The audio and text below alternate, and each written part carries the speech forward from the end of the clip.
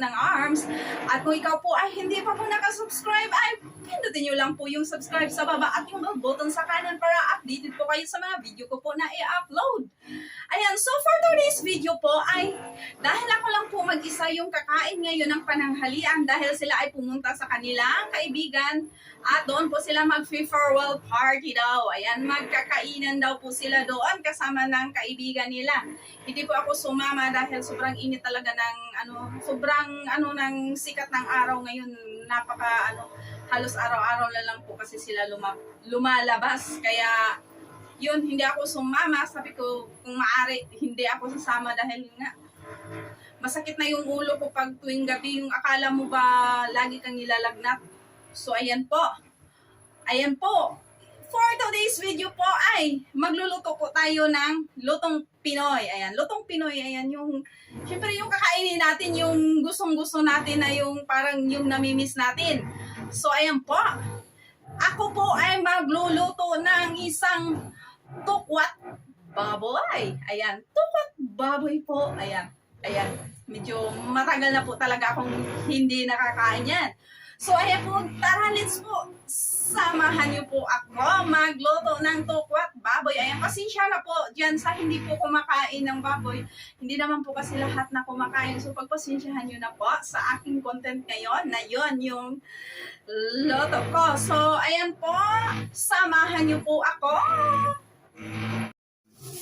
So, ito na po mga kakusina yung ating, ayan, pumili po ako ng maliit na liempo. Ayan, dahil ako lang naman kasi yung kakain.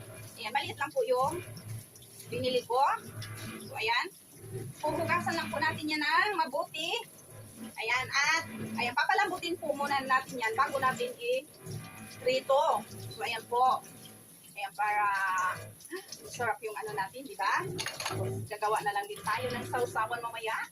Ayan, at ipapakita ko po sa inyo yung ating paggawa na, ayan, sausawan. Ayan, alam ko naman na marami po yung alam ko kung paano gumawa nito. Ayan, i-share ko lang din po sa mga hindi pa po nakagawa ng ganito, o diba, share lang po ng talent po dito sa mga natutunan. Ayan, baka sakaling meron din po kayong makukuhang, ayan, mga idea.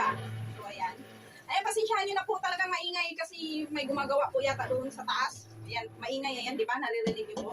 Ayan, iaano natin yan at ito po, andito po yung tukwa natin. Ayan, mamaya po ay ipapakita ko po sa inyo paano natin gawin yung tukwa. Ipiprito po natin yan.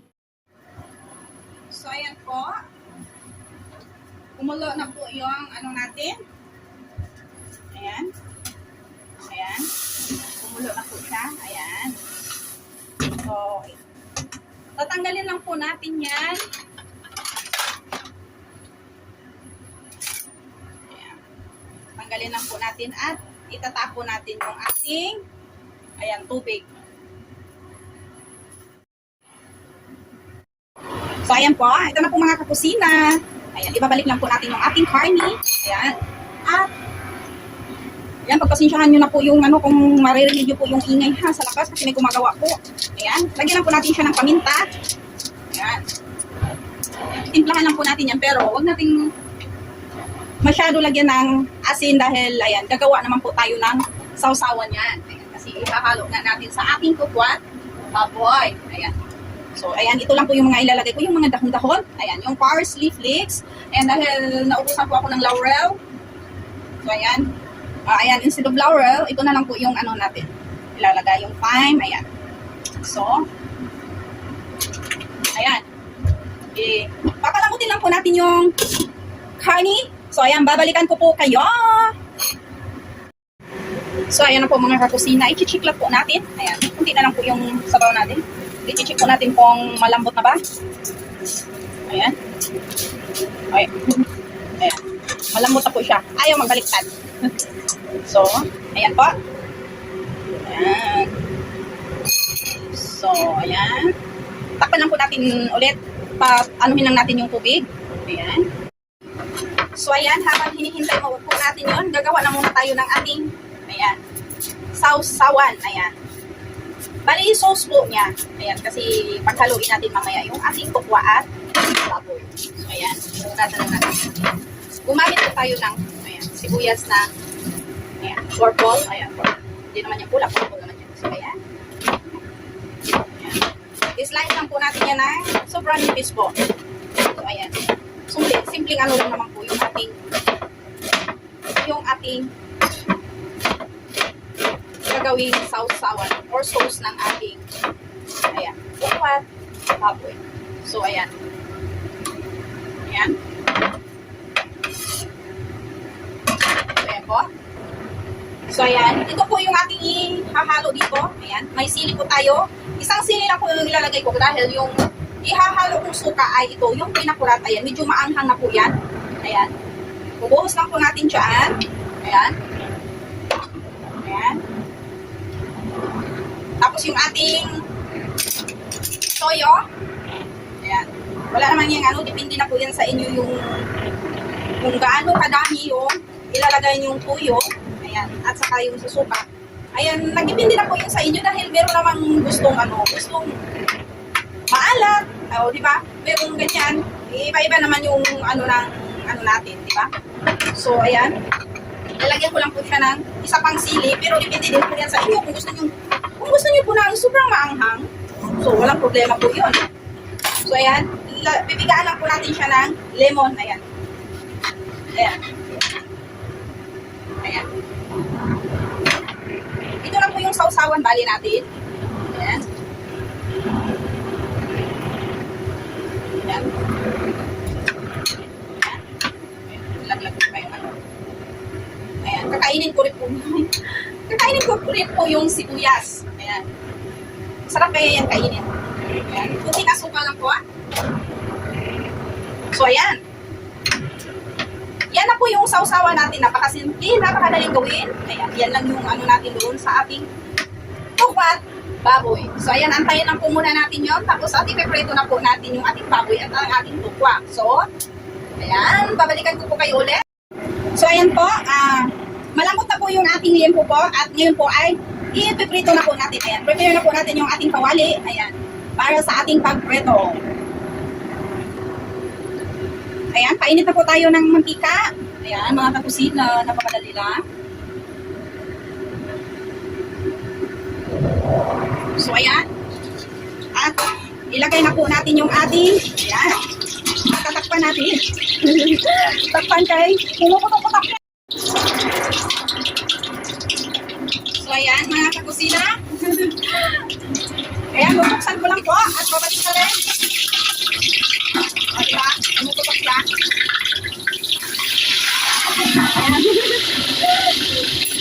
Ayan.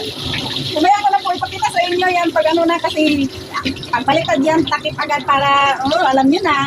Ayan po, o diba? So, ayan po. So, ayan mga kakusina, bubuksan na po natin. Ayan. Hindi na kita pumuputok.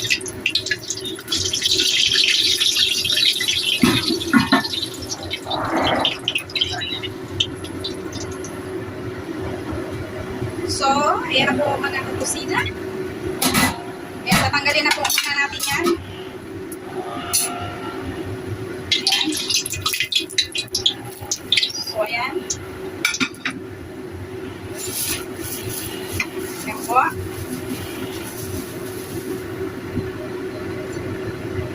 Ayan. At ipiprito po natin yung ating takpan natin. So, ayan. Ayan, pagsikan yung aking cellphone. So, ayan po. Ang ating tupo at baboy ay luto na po. Ayan, nakarili na rin po yung ating sausawan. Ngayon po ay i-slice na natin po. So, ayan po. So, ayan po. I-slice na po natin.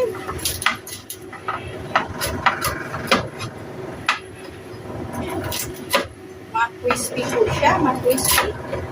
So, ayan.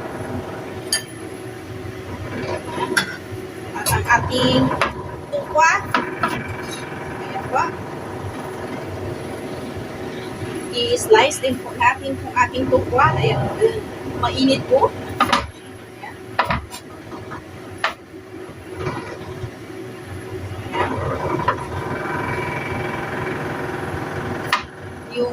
dito ay malambot. Ayan. Kasi yung pang bagong luto po yan. Bagong gawa nila. Ayan.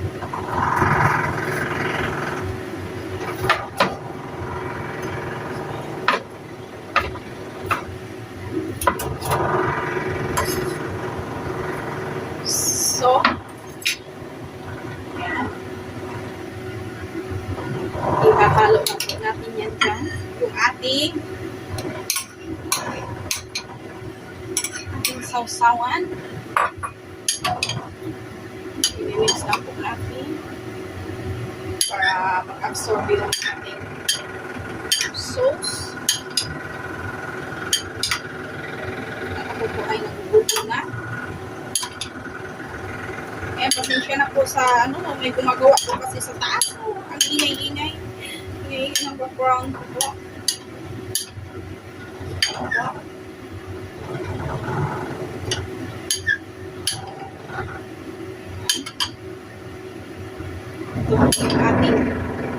Ito na po yung ating tukwat baboy. Ayan. At kakain na po ako ngayon. Hindi ko na po ipapakita yung aking kain. Kasi alam nyo na, makikita na naman na kumain na naman ako daw ng marami. Baka mapaano yung chat. Alam nyo naman. So, ayan. So, ayan na po yung ating tukwat baboy. So, sana po ay nagustuhan nyo po ito at may napulutan din po kayo sa aking recipe na ito. So, maraming salamat po sa inyong lahat sa walang sawang panonood sa aking video at shout out din po sa lahat ng aking mga members. Ayan, God bless us all po. So, ayan, maraming salamat po at sa mga bago po sa aking channel ay baka naman po. Ayan, paki-subscribe nyo naman po. Ayan, at pindutin nyo po yung bell button sa kanan para updated po kayo sa mga video ko po na i-upload. So, ayan po, bye-bye. I love you all at mag-iingat po tayo palagi. Ayan, bye-bye mga kakusina ko.